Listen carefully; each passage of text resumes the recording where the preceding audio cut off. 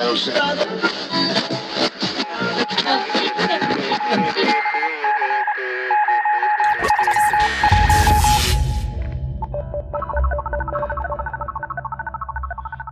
the podcast doors, Hal. It's Kubrick's Universe, the Stanley Kubrick Podcast.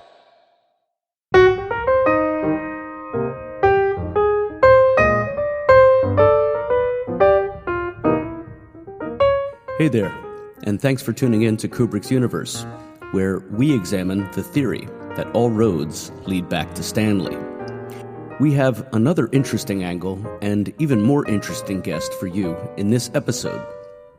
Dmitri Kasterine was born in 1932 and was educated at Radley College, Oxfordshire. In 1961, he began his professional career as a photographer working for publications such as Queen and the Daily Telegraph magazine.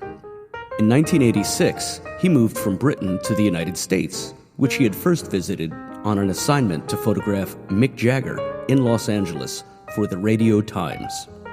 Years later, in 2000, Dmitri would direct and film a documentary on the late, great Anthony Bourdain as he moved from chef to best-selling author to globe-hopping adventurer and television celebrity. Dmitri Kasterine has photographed many iconic cultural figures of the 20th century, including Francis Bacon, William Burroughs, Johnny Cash, Roald Dahl, George Carlin, David Hockney, Jean-Michel Basquiat, and Her Majesty Queen Elizabeth II. His work has been on display at the National Portrait Gallery in London and is part of their permanent collection. The Smithsonian's National Portrait Gallery also has several of his portraits in their permanent collection.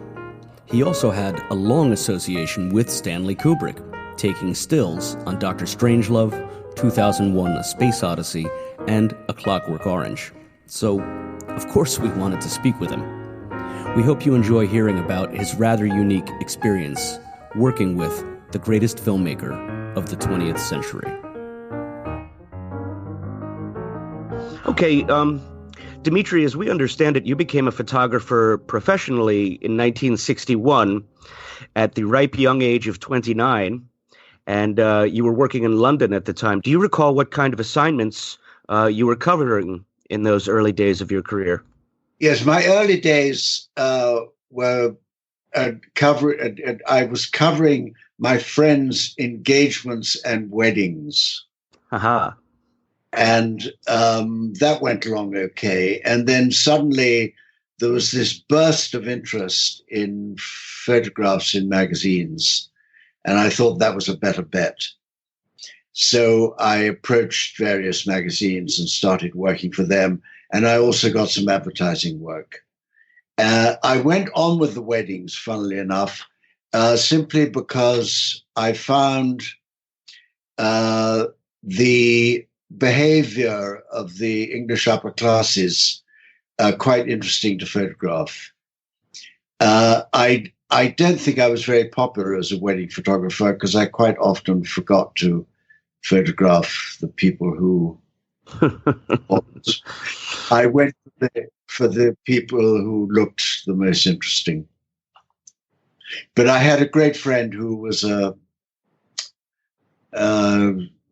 she was a caterer, and she seemed to like my work, and she was often asked who to get to do the photographs, and she'd get me, and I'd toil along and couldn't wait to get home and do something else. Interesting.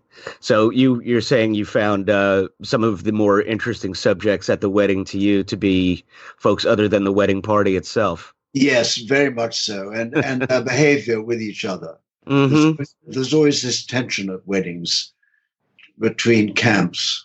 And yes. I managed to record that. Oh, that's rather interesting. I'm sure it would have made you a more interesting conversationalist amongst your peers, but perhaps not so much with the folks that hired you. No, that's perfectly true. And of course, one was looked down upon by one's peers for doing weddings anyway. Mm.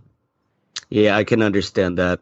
In a way, I mean, not agreeing with it, but well, you didn't get stuck, shall we say, doing that, because you did, as we understand, you ended up photographing some of the most prominent, aka famous people from the last half century or so. Do you have any highlights of your own memory? Well, the highlights really were. I had a very good association with Radio Times. Mm. I became a popular photographer with them and a very good friend of the art director, David Driver. Mm. We saw eye to eye about everything, almost anyway. And one day he rang me up and he said, it was Tuesday, and he said, are you free to go to Los Angeles to photograph Mick Jagger on Thursday? So I said yes, and I turned up at the airport, and they said, well, you can't get on this plane because you don't have a visa. Mm. And it was a Saturday morning. But I called the American embassy, and the woman who answered the telephone said, after I'd explained what the trouble was, she said, well, funnily enough, the guy who does the visas has come in to collect some work to take home for the weekend. I'll put you through to him. And he said, oh, come on over. I'll get you a visa. I mean, can you imagine that happening now? Yeah, no, not so much. And I got in a taxi, got to Grosvenor Square, got my visa, got back in a taxi. And, of course, the luck was with me that day in every direction. The plane was delayed. So I got on the plane and sat down next door to the journalist I was going with, and he was absolutely astonished. Well, and then I waited for 5 days in the corridor, same corridor as Mick Jagger has his room, because he kept very odd hours. And, he was always busy. And at the end of the 5th day, about 5 o'clock in the afternoon, I heard him whooping along he was always shouting and yelling. And he came along the corridor dragging this girl with him who was dressed in a cotton flowered dress, and she had white gloves on, I remember very distinctly. And he passed by my room, and I was sitting outside. He said, oh, Dmitri, I'm so sorry. So I sort of interrupted him. I said, listen, before you have her, I'm going to take your picture. And he agreed. And that was it. And we went very pleased. But the sad thing about that was that I did go to 1 or 2 rehearsals. Not that helped. I still couldn't photograph him. But I was absolutely bewitched by Keith Richards. Makes 2 of us. Never photographed him, but I just loved what he did on stage. So that was So on it went, and funnily enough, quite a lot of the people were commissions that you see on my website and so on. But quite a lot I just wrote to because I wanted to photograph them, because I found, I liked what they did. Sure. And that was much easier than having agents, editors, public relations people breathing down your neck. It's always that terrible collusion that you have to make with unofficial photographs. Yes, yeah. Who were a few others, if I may ask, before I move on to the next question, just that come to mind? That was so prominent. The others, I don't think had the same drama. Yeah. Not as interesting a story to tell. That's okay. I remember Roald Dahl saying, oh, thank God you haven't turned up in a Rolls Royce. Because it was kind of a thing that people Ed Bailey and Patrick Litchfield had Rolls Royces. Mm-hmm. He couldn't stand them or their cars. And we became great friends, actually. The only person that I photographed that I really became a great friend of. And we all went to France together one day to photograph the famous vineyard Romani Conti. Mm. And that was a lot of fun, particularly because he couldn't stand the woman who ran the vineyard. Always a little drama, either behind the lens or in front of it. Well, yes, exactly. Yes, yeah, and yes. Well, speaking of which, you did come to work with Stanley Kubrick on Dr. Strangelove in 1964. Do you recall how you were hired, and did Kubrick hire you personally? I recall that very clearly. I was working for the Tatler, doing some pictures of Tom Jones, and I became friendly with the publicist. And she said to me one day, "Oh, by the way, have you seen a film called Paths of Glory? It's on in London at the moment." So I said no, and she told me who it was directed by. And I went to see it. And, of course, I was utterly shattered by it. And I said to the editor of Harper's and Queen, "Look, I don't know this man, but he's just made this film, which is quite extraordinary.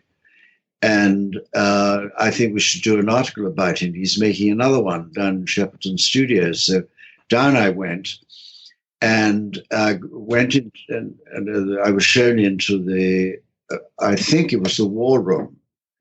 And there was a person with a beard playing chess with another man dressed as a general in the Air Force.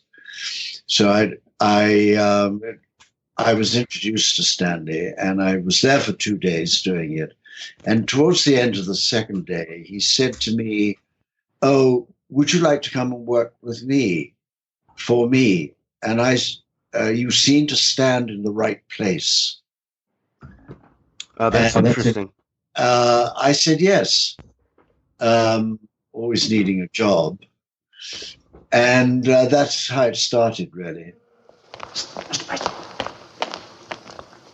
you're gonna let that lousy commie punk vomit all over us like this? Mr. President, we haven't been able to reach Premier Kissoff in the Kremlin. They say they don't know where he is and he won't be back for another 2 hours. Try B86543 Moscow. Yes, sir. You would never have found him through his office, Mr. President. Our Premier is a man of the people, but he is also a man, if you follow my meaning. What did you say? I said Premier Kissoff is a degenerate atheist. Mr. President, I formally request that you have this ignorant... Well, I'm sorry, Mr. President, I think they're trying the number. You filthy bully, you filthy... You sell you guy! You not tasted karate before, eh? You war-mustering bully! Gentlemen, you can't fight in here. This is the war room. What is going on here? I demand an explanation. This clumsy fool tried to plant that ridiculous camera on me. Yeah, you bet your sweets, Mr. Commie. Look at this, Mr. President. This lousy commie rat was taking pictures with this thing of the big board. Mr. Ambassador. This clumsy fool attempted to plant that ridiculous camera on me. That's a damn lie. I saw him with my own eyes. Gentlemen, this is outrageous. I have never heard of such behavior in the war room before. Mr. President, I think they're getting him on the line. He seemed to understand you were a kindred spirit in the approach to photography. I like that line. Yes, he definitely did. Yes, and he told me once that he gave it up because he didn't like going to people's houses. He was nervous and shy. Mm. And actually, I bear that out because he really was quite shy with people. Mm. He was a terrific listener, and that's partly the reason why he got such good advice, which he needed because the subjects were so complex that he tackled. So he asked a lot of people a lot of advice, and he'd just sit and listen for hours. Mm. And then he liked me being around because I was from London and I had gossip for him about the dramas of the day, the scandals of the day. Yes, of course. Stephen Ward being the main one. So he liked me. He liked me to ask what I'd been doing when I turned up in the mornings. So there was always a bit of grist for the gossip mill over. Yes. Yeah, coffee. no, he was very interested in everything that went on. Sometimes I didn't even notice he was directing the film because he seemed to be interested in everything else. His cats, his children, his chess. He's a very good chess player. Apparently, yeah. I'm just curious if you could tell us anything about, just your memory of working on the set at Shepperton during the shooting of Strangelove. Anything about the practical side of your job that you did daily? Well, I didn't do it daily. I did it every so often, probably once or twice a week, and that was enough because it's not such a great job being a stills photographer on a film. You're the last person who anybody wants to see, really, because you're always in the way. Mm-hmm. And you're seeing the same people all the time in the same situations. Mm-hmm. And it's kind of weary.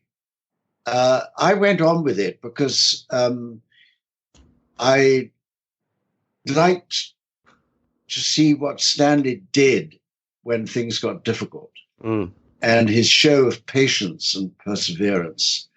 I was very short of patience in those days. Mm-hmm. I was also quite scared of asking people to do this or to do that. And I saw the way he did it. And it helped me a great deal later on. And I got over my nervousness about perhaps being a nuisance.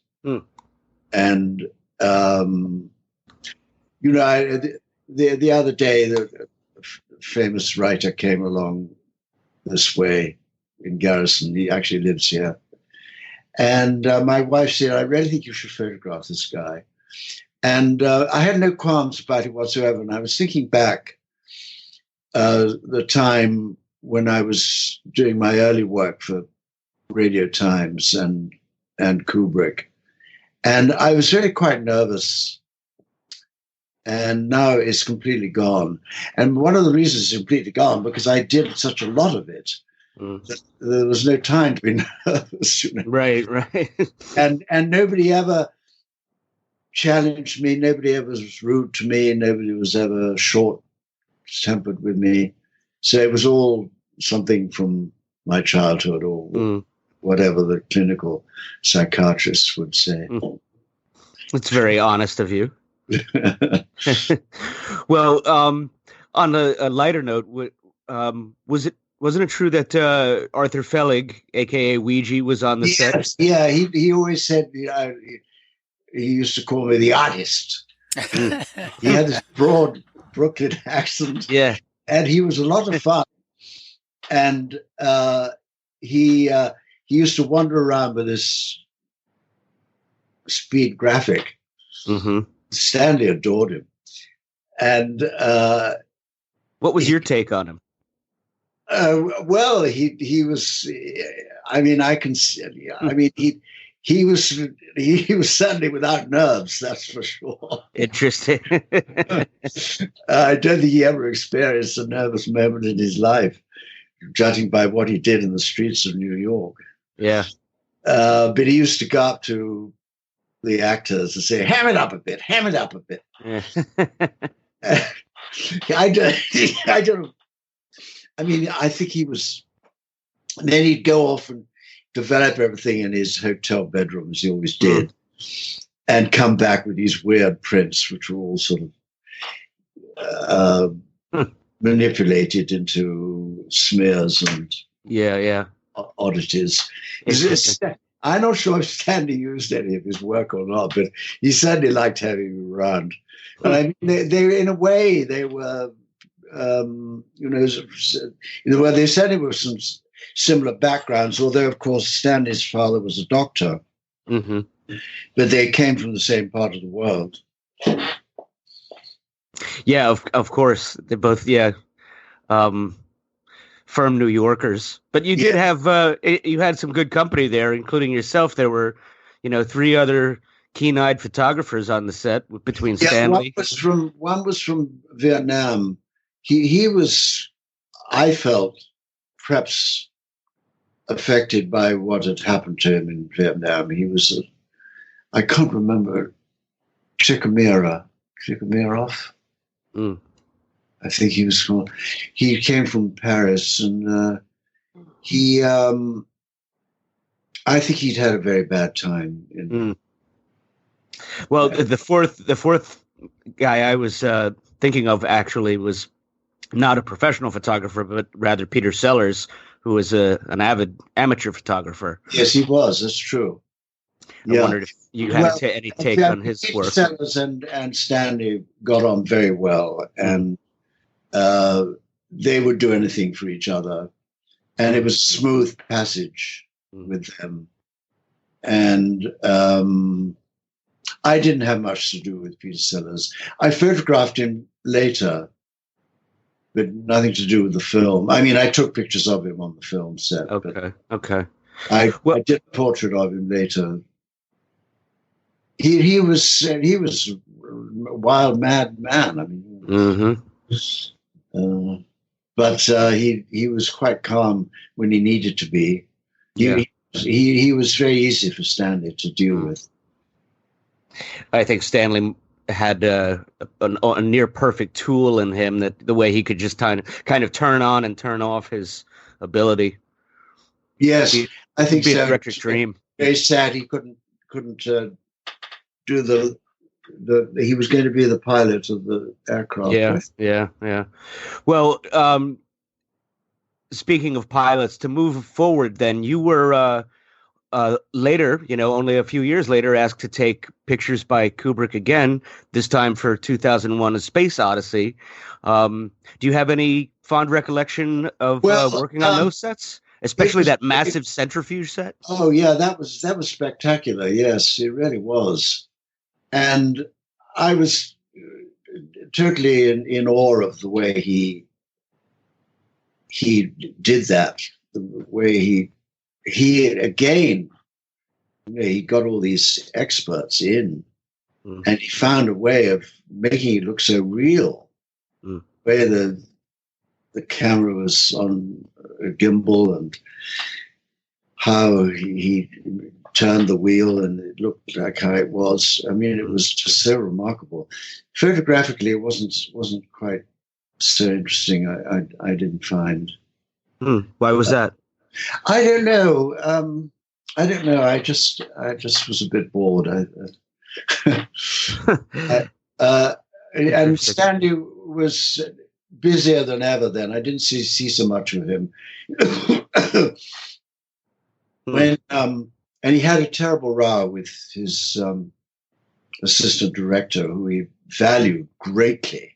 But somehow, I don't know the details of the row, but he landed up pleading with him on his doorstep to come back, because he was very good. And he really kept the thing going. Sounds like you have a clear recollection of that event. Yes, I do indeed. And I sort of heard about it afterwards, but I knew that Stanley was a bit worried about everything. And I mean, it was a very worrying time. You spent God knows what on this incredible piece of machinery. It's just the center of the film, and you've got to make it work. But on Strange Stuff, I used to go to dinner with him, and there was always time to see him, and always time to sit and talk about. And one day he was complaining about a photographer he'd sent to do the dawn shots in Africa, and they're a 16th of a stop underexposed. Do you know anybody who could tell whether something was a 60 stop? Yeah. Yeah, that's brilliant. It certainly falls in line with everything we've learned about him and continue to learn about him. Yes. And it sounds like you two had a fairly smooth and friendship and even a fondness for each other. Well, I think we did, and I think it might have gone on, but I think he realized that I was a bit bored, and also his daughter, one of his daughters, I forget which one. Maybe it was the one that was his stepdaughter, Katharina. Yes, she started taking photographs, and then his blood daughter, the eldest one, took over, and she became a very good photographer and videographer. I don't know if you've seen Boxes, have you? Yes. Well, I have. To my mind, that scene that she filmed was Stanley sitting in his director's chair, persuading the presumably production manager that a tea break is not due to the crew. It was one of the best pieces of behind-the-scene activities I've ever seen, and it was filmed by Vivian. It was Vivian, yes. That's his youngest. And she lives in the States too. I think she's out. Yes, she that was a great sadness, which you probably know more about than I do with the Scientology thing. That was a terrible thing for Stanley.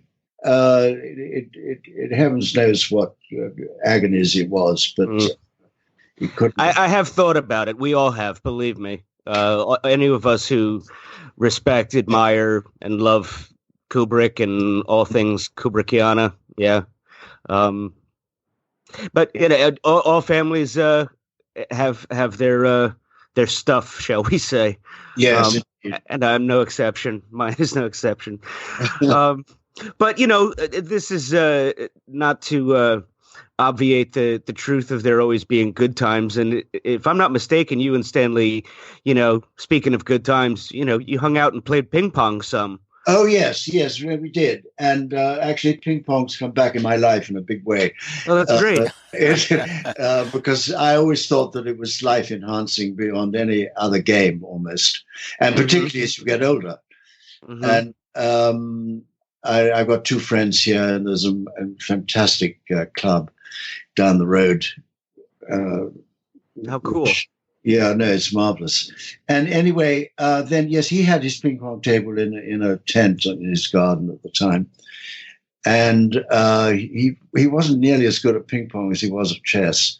But then Clockwork Orange also came along, and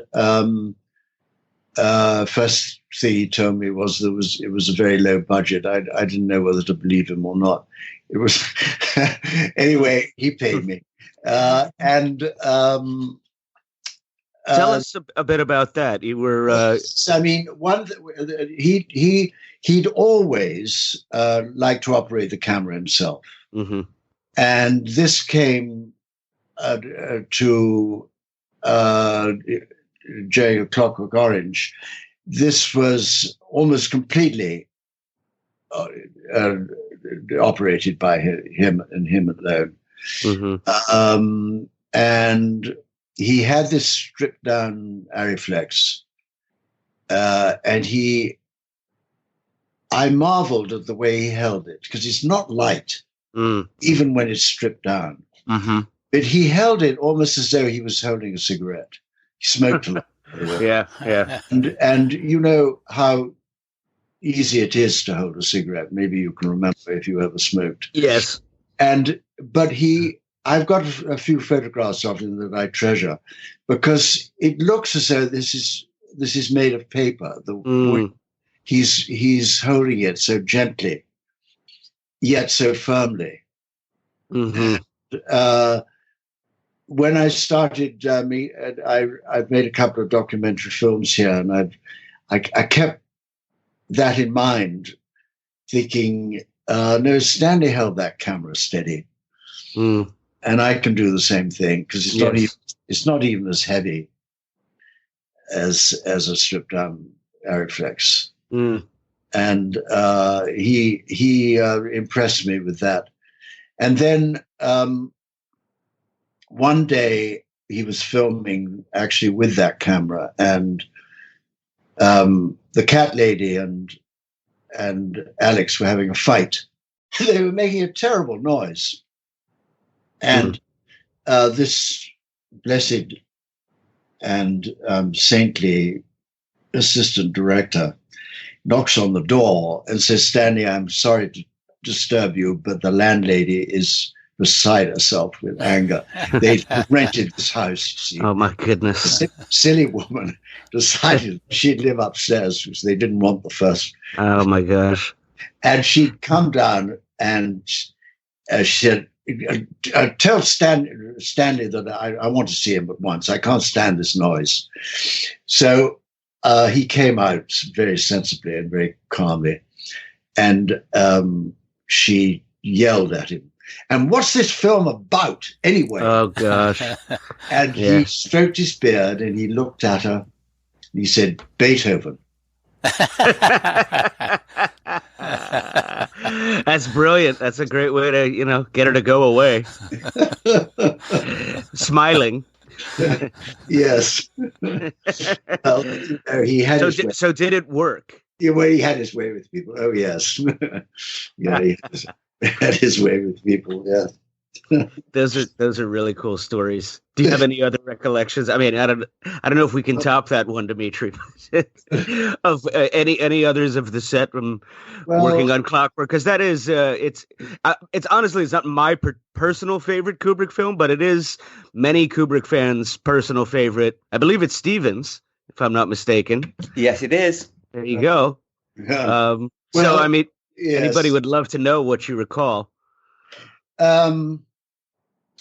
I don't know. It was pretty nasty. I mean, there were some very nasty things in it, and I didn't particularly like watching them being filmed.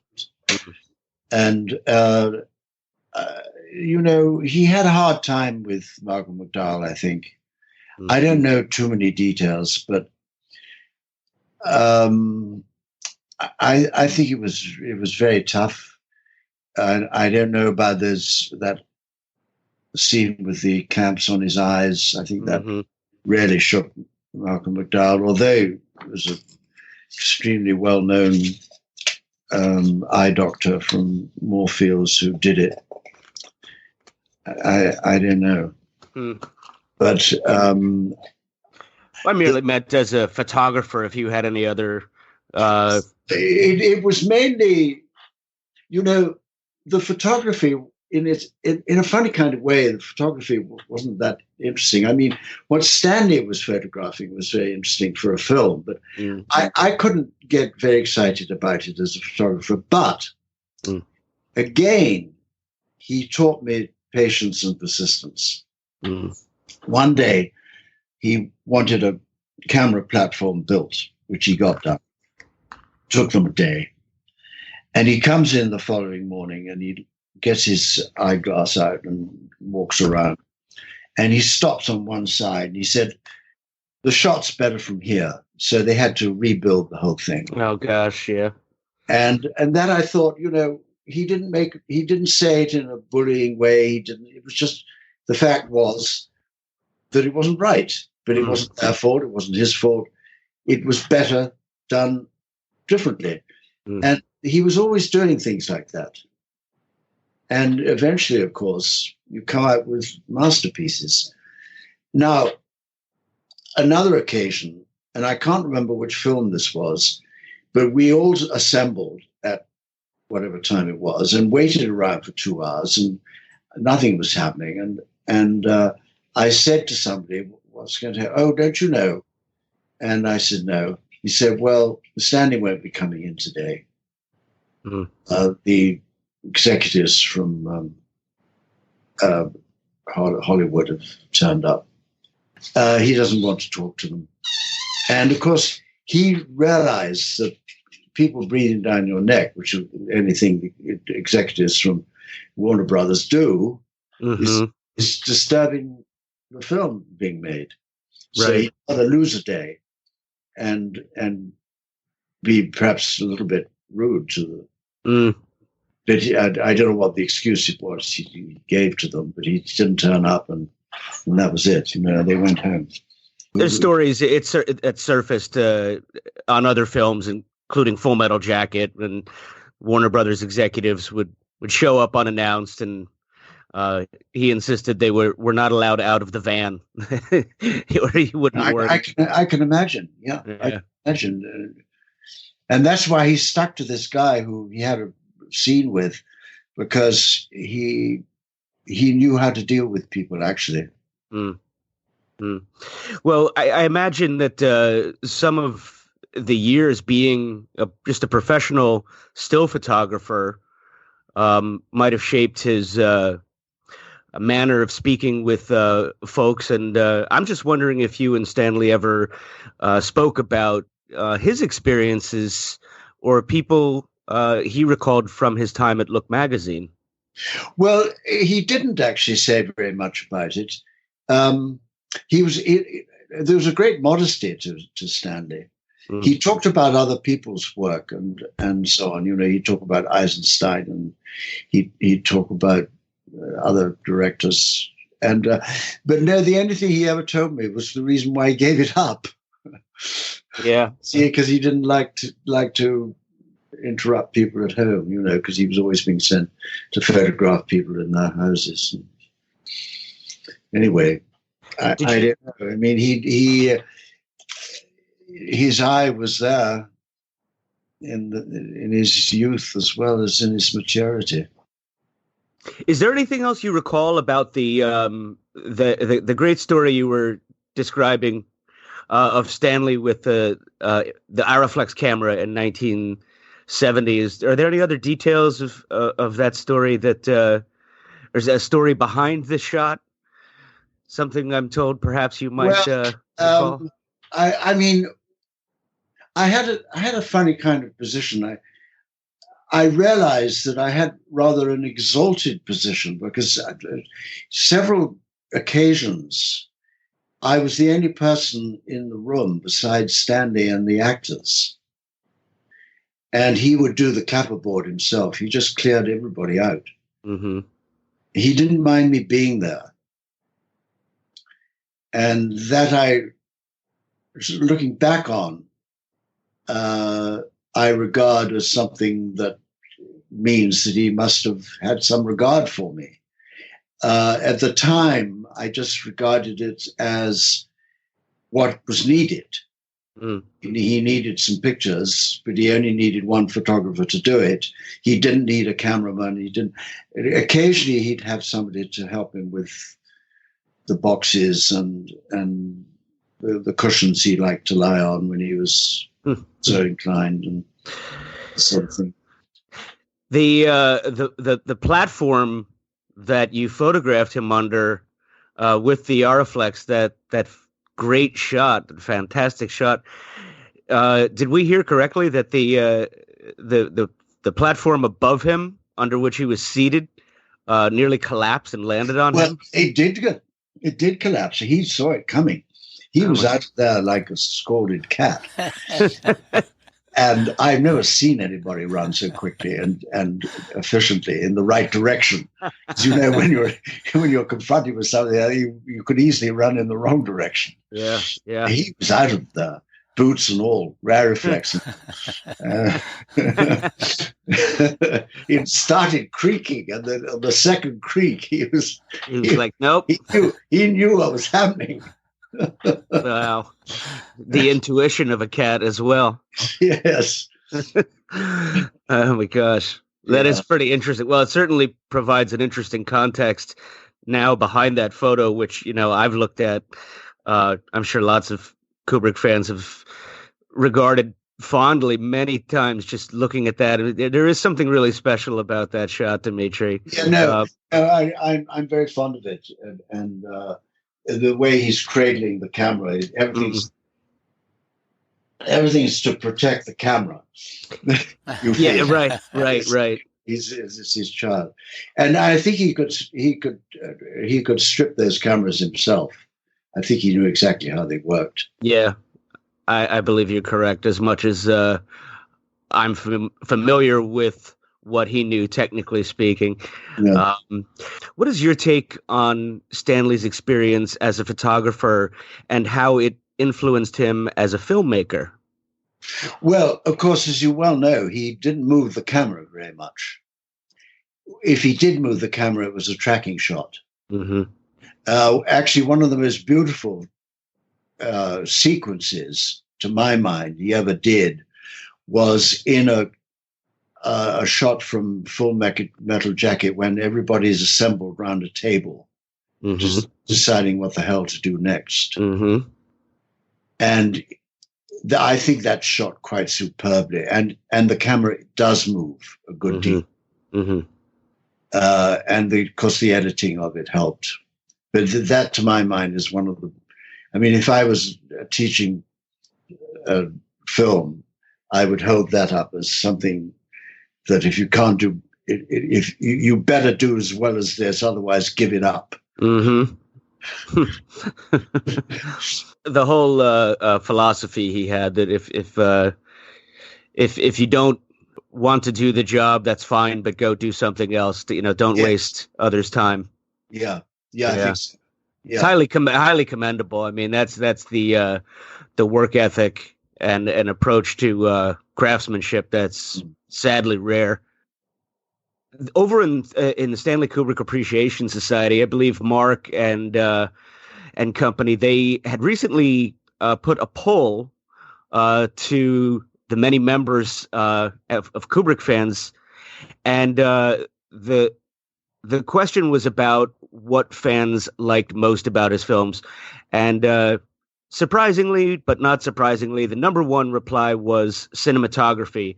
So Mark is just wondering, as am I, if you had any take on cinematography versus still photography. I like movement within the frame rather than moving the camera to catch the movement.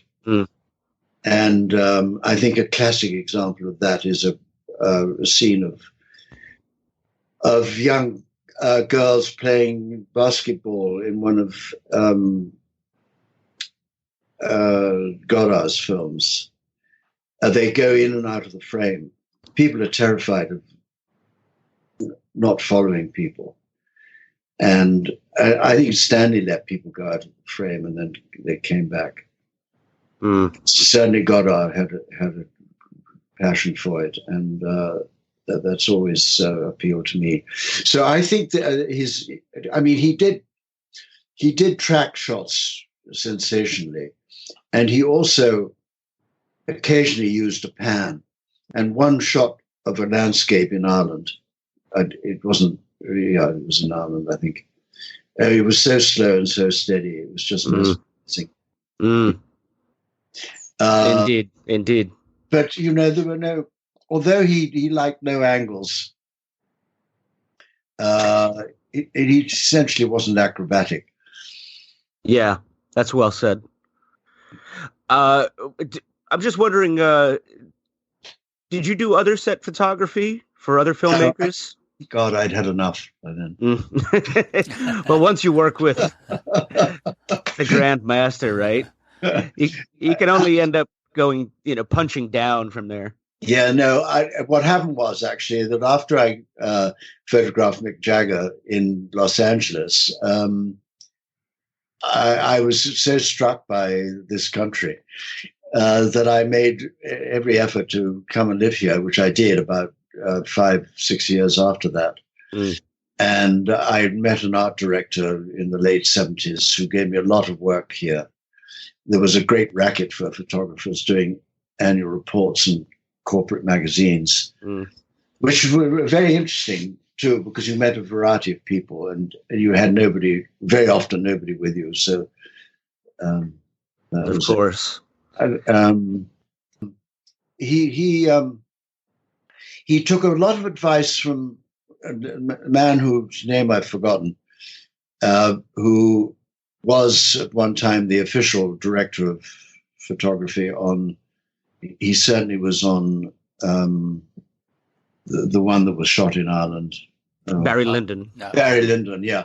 The man who was the director of photography became very close to Stanley, actually, and helped him a great deal with the use of daylight and how to cope with that.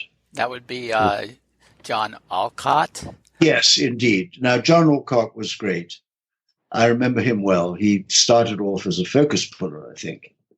I'm not sure about that, but he was fairly lowly. And Stanley liked him a lot, and quite rightly. And I remember Stanley used a lot of Polaroids to get the lighting right. And he'd always say, "What do you think?" to John, who at that time on Clockwork Orange was not I don't think was the director of photography. I may be wrong, but I can't remember. But he certainly came up and helped Stanley with the extraordinarily beautiful stuff they did on Barry Lyndon.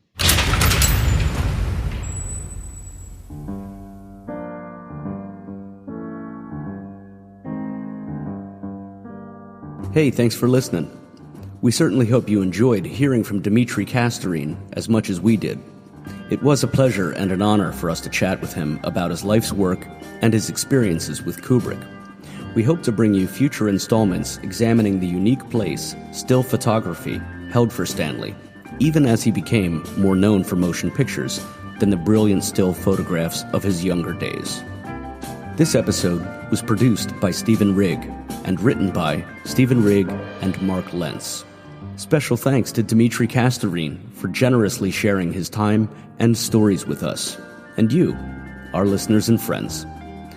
Be sure to subscribe to, like, and follow Kubrick's Universe on Spotify, iTunes, and anywhere your pods are casted. And as always, we encourage you to join the world's greatest group for Kubrick news and discussion on the internet, the Stanley Kubrick Appreciation Society on FB. You are invited. Until next time, this is your host and humble narrator Jason Furlong thanking you for joining us once again.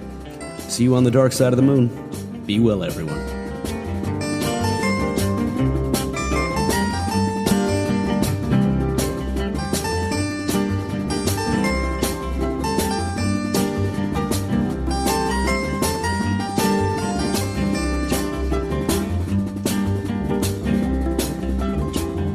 It's Kubrick's universe. We just live in it.